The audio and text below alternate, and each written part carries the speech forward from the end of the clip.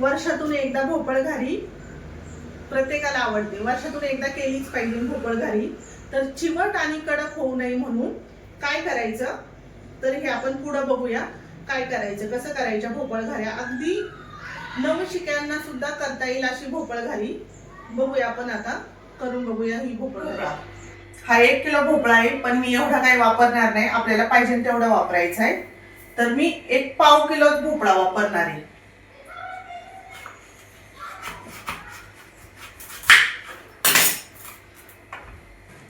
हा असा लालसर कलरचा भोपळा घ्यायचा।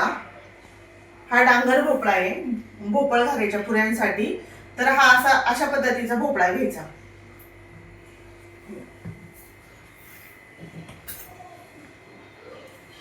हा चांगला साळायचा आहे याला वरच,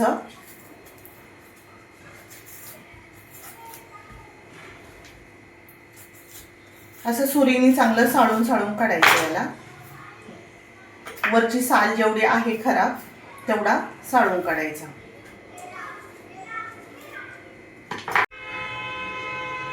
याचे असे बारीक बारीक तुकडे करायचे।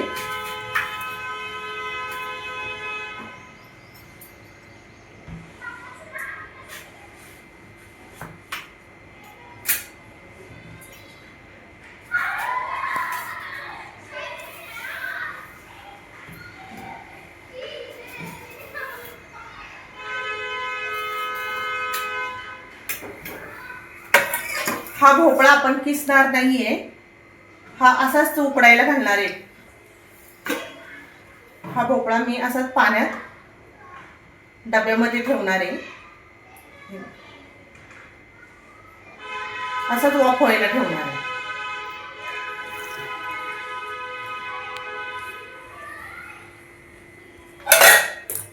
याच्या 2 शिट्ट्या करून घ्यायच्या, चांगला मऊ शिजतो भोपळा।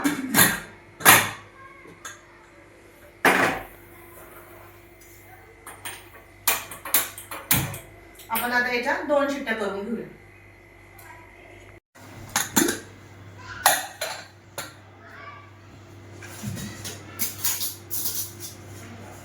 भोपळा चांगला शिजून झालाय, हे चांगलं 2-3 शिट्ट्यामध्ये, किसायची गरज लागत नाही, कशाची गरज लागत नाही। आता आपण हे चमच्यानी असं काढून घ्यायचंय,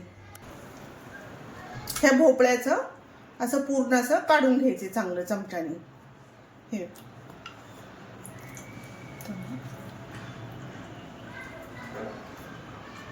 चांगला शिजलेला आहे, चांगला गावठी बघून भोपळा घ्यायचा आणि याला असं काढून घ्यायचंय चांगलं असं सगळं असं पूर्ण गर काढून घ्यायचा याचा। आता मी हा सगळा गर काढून घेते। हा गर चांगला मिक्स करून घ्यायचा, असा हाताने चांगला मिक्स करायचा आहे थोडंसं। याला पाहिजे एवढंच पीठ घालायचं आपल्याला, जास्त भोपळ्यात जेवढं पीठ बसेल तेवढंच पीठ घालायचंय। 1 वाटी भोपळा आहे तर 1 वाटीच गूळ घालणार आहे। जास्त गोड पाहिजे नसेल तर थोडासा जास्त घातला तरी चालेल, पण गूळ जास्त जर झाला तर भोपळ घाऱ्यात चिकट होण्याची शक्यता असते। हे भोपळाचा चांगला गूळ बारीक करून झाला, याच्यात चांगला हाताने मिक्स पेस्ट करायची चांगली अशी। हे बघा,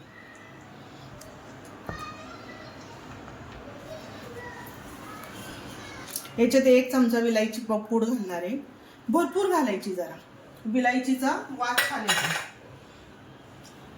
थोडंसं चवीपुरतं मीठ घालायचंय, जास्त नाही घालायचं, गोड पदार्थाला मीठ जरा कमीच घालायचं। अर्धी वाटी रवा घालणार आहे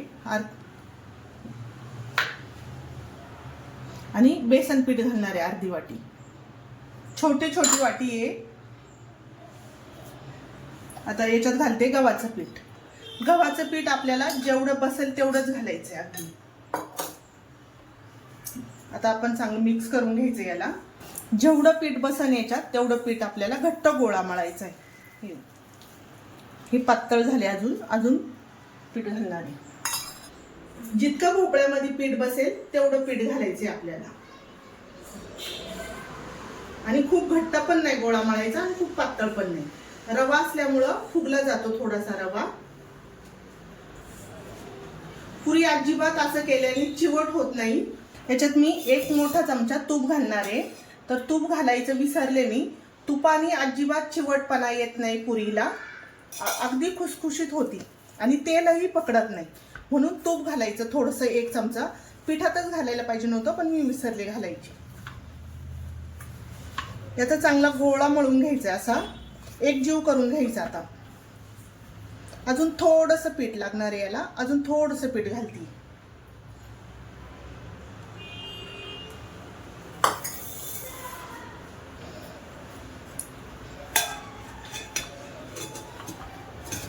अजिबात पाण्याचा वगैरे हात लावायचा नाही याला।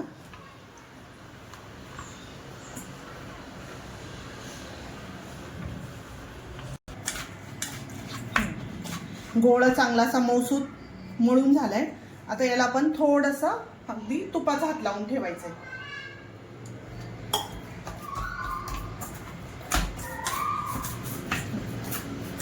आता याला 10 मिनिटासाठी आपण रेस्ट करायला ठेवूया।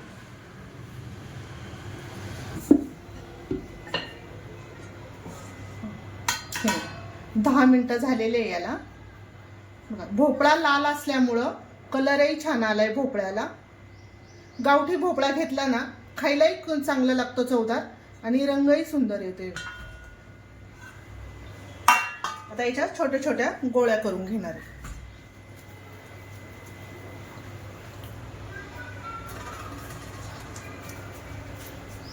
छोट्या छोट्या गोळ्या करायच्या, पाहिजे तर तुम्हाला जितकी पाहिजे त्या आकाराची करू शकता।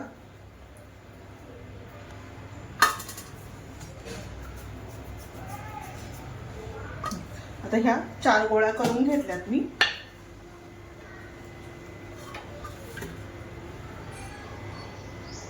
पीठ लावून लाटा किंवा तेल लावून लाटलं तरी चालतं।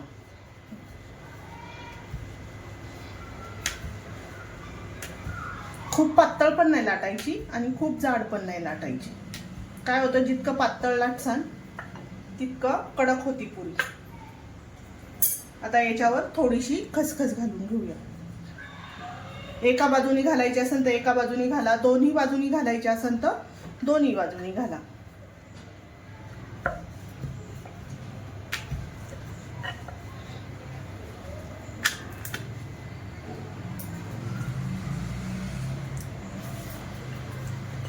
किंवा मोठी चपाती लाटून केल्या तरी चालेल।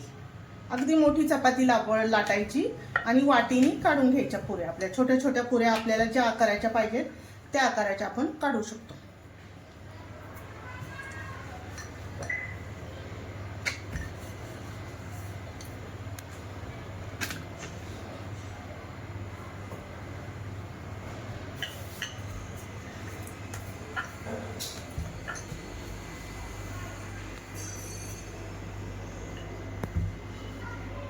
कुणाला पांढरे तीळ लावायचे असेल तर पांढरे तीळ लावा,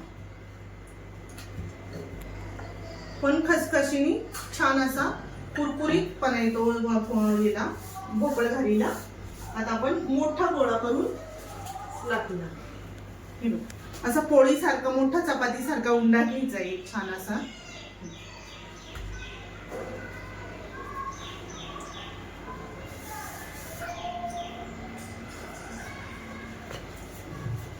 याला पण खूप पातळ नाही लाटायचं, खूप जाड पण नाही लाटायचं। आपण जी पुरी करतो ना आपण खायला, अशा पद्धतीची पुरी करायची। बऱ्याच जणांच्या पुऱ्या चिवट होतात आणि कडकही होतात, तुटत नाही पटकन।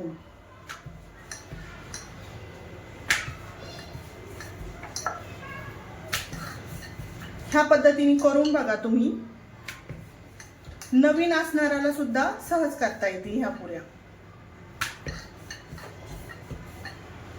हे बघा एवढ्या जाडीचं ठेवले मी, खूप पातळ पण नाही आणि खूप जाड पण नाही। आता ही वाटी घेतलीये, ह्या वाटीने आपण काढून घ्यायच्या।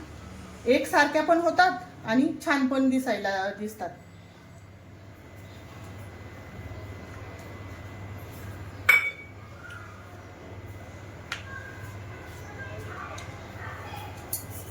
आपण आता याला तळून घेऊ। मी आधीच तेल तापायला ठेवलं होतं, तेल चांगलं गरम झाले। आता आपण एक एक पुरी सोडून घेऊया। तेल खूप पण नाही कडक करायचं, पहिलं कडक करून घ्यायचं आणि कमी गॅसवरती तळायच्या. याच्यात गूळ असल्यामुळे काय होतं, पुरी पटकन लाल होती.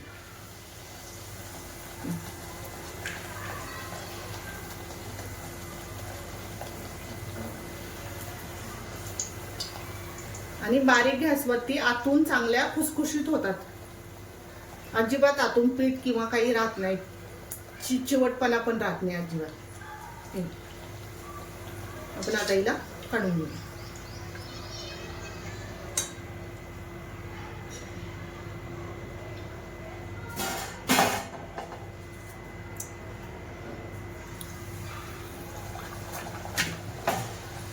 जास्त तेल ठेवलं असेल तर जास्त घातल्या तरी चालेल. मी आता जास्त घालून घेतली, मग तळायला पण जास्त वेळ लागत नाही.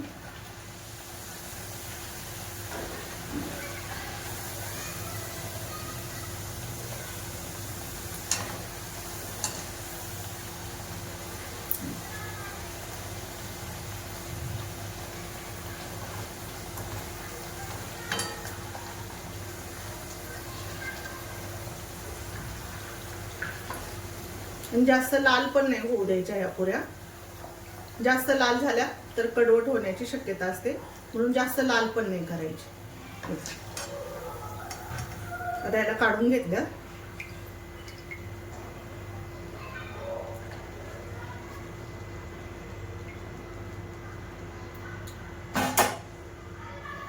आता ह्या सगळ्या पुऱ्या अशा तळून घेते.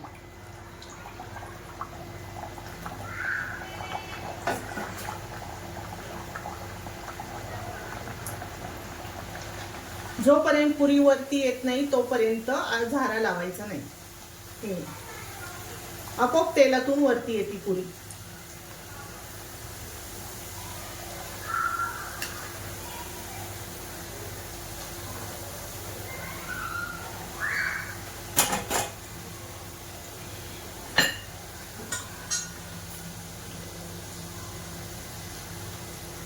जितकं स्लो गॅसवर तळता येईल तितक्या स्लो गॅसवर तळायच्या. पहिल्यांदा तेल चांगलं कडकडीत तापवून द्यायचं, मग पुरीला रंगही छान येतो.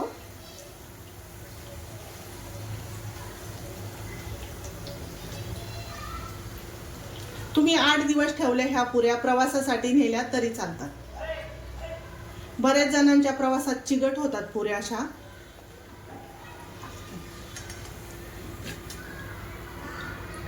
आता ह्या अशा पुऱ्या सगळ्या आपण आता तळून घेऊया.